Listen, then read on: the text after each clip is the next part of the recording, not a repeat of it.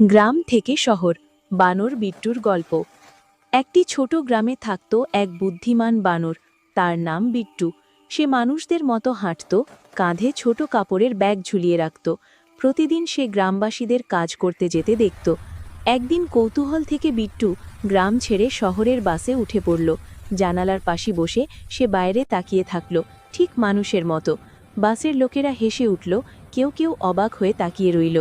শহরে নেমে বিট্টু দেখল বড় বড় দালান, ব্যস্ত রাস্তা আর ভিড় করা বাজার।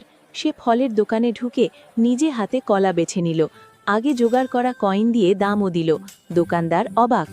দুপুরে রাস্তা পার হতে এক বৃদ্ধ মানুষকে সাহায্য করল বিট্টু।